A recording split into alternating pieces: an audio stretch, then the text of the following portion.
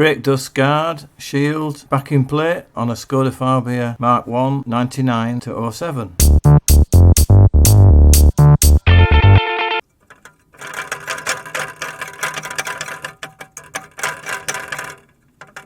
As you can see, this one's become all loose, so I'll have to have a look to see what's causing that, which means I'll have to take the caliper off and the disc off.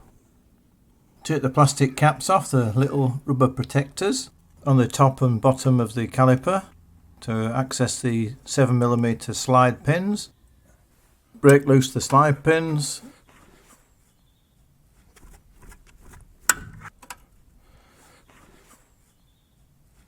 And then take them out.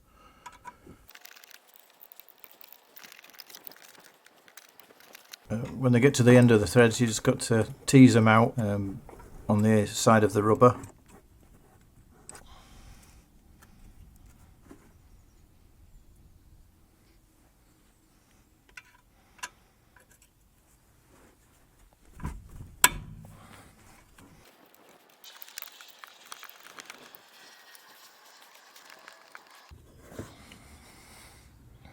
Loosen the caliper and pads a bit.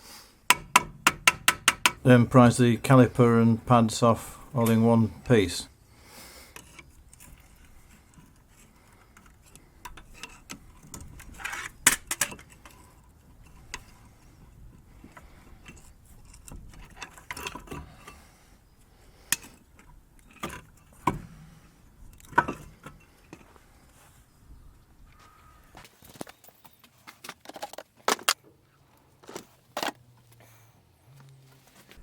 And we're going to tie them up to the suspension strut. Keep them out of the way and take the pressure off the brake hose.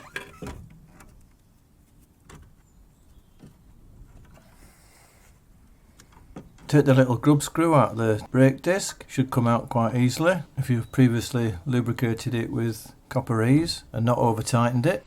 Best of luck if yours is jammed. An impact driver might help there. Mine's nice and loose. These are only used for assembly really, just to hold the disc on before you put the wheels on, because it's the wheel bolts that hold it all together against the hub.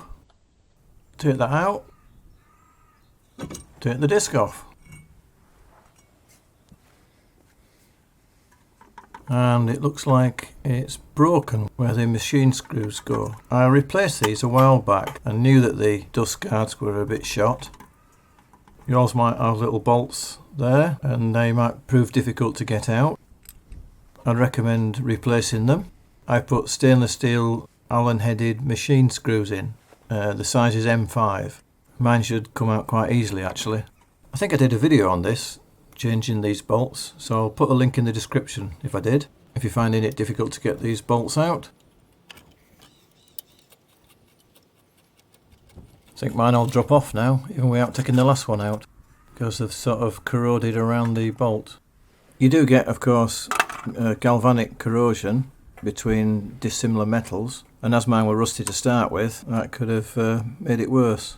So to guard against that, I could possibly put some plastic washers between the stainless steel and the steel, but I'd have to make sure they don't come loose, so I think I'd have to put some Loctite on the bolts to guard against that. I don't think the hub will get too hot down here where the threads are. It's just the disc and caliper that's going to get hot, but obviously I can check that periodically, hence the Loctite just in case.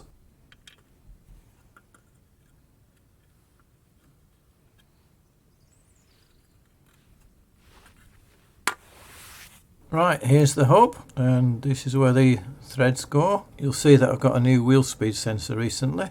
That was in a previous video. I'll leave a link in the description. The second thread on the hub is here, and you can access it on the outside of the hub flange or in the centre through one of the holes in the hub flange. I'll show you that in a minute. The lower one is quite low, so that's quite easy to get to, but could suffer a bit of rust. That's there. Be careful of the ball joint rubber. Make sure that all the threads are good to go. If they're not, you might have to put a tap in there, clean them all out. So here's that one on the hub on the right hand side, or left hand side, on the back. And you can access it through the stud hole on the hub flange at a slight angle with a 1/4 inch small socket and wrench. So here's the new one, and the part number I think is on here. I'm not sure if that's the OEM part number, or I think that's just the manufacturer's part number. I'll leave the part numbers for these in the description. Anyway, each one are different, left and right. This one goes on the right hand side here. I'm going to use some Loctite on my stainless steel machine screws with some little plastic washers that I'm going to make. Find a metal washer about the same size, bit of plastic. Here's a margarine tub. Draw around the holes and then cut them out with a pair of scissors.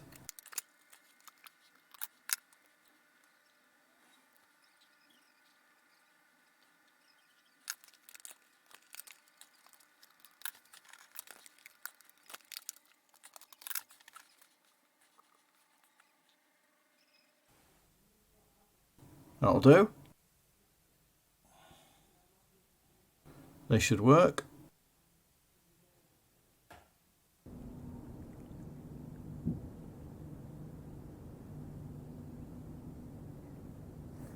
Insert them in the threads. You might have to wiggle them about a bit to get them all in before you tighten them all up.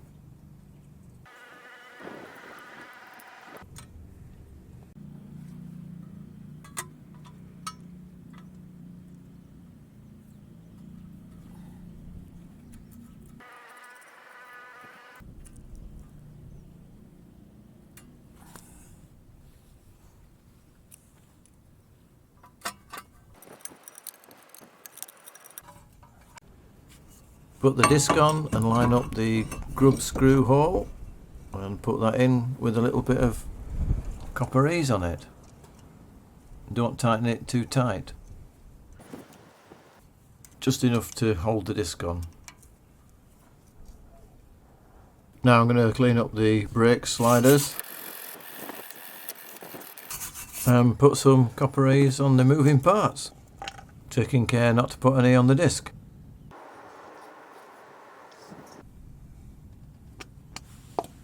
And put the caliper back, making sure you've got the bottom brake pad wing over the slider, and then we can put the slide pins in. Clean them up and put some grease on them. I use Permatex, ideal for slide pin grease.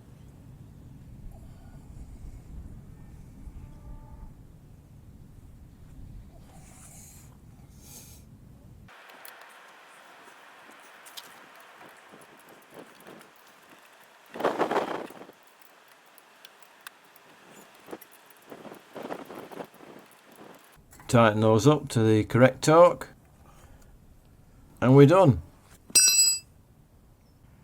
So here's the installed dust guard, and I'm just looking to see if there's enough gap between the disc and the guard. There's only a small gap, but it's got to be reasonable all the way around, so you're best checking that, and if you're not happy you can bend it a bit. As you can see, mine's got a reasonably even gap between the disc and the guard all the way round, which is what you want to see. You don't want it too close anywhere.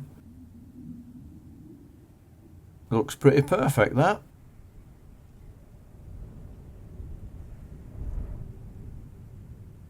My Auntie Gertrude would be pleased with that. Just got to bung the wheel back on.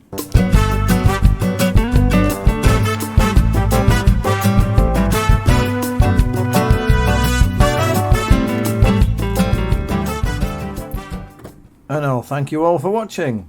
Please like, share and subscribe. And look, if you haven't subscribed, you need to subscribe. You can't just keep watching my videos and not subscribe.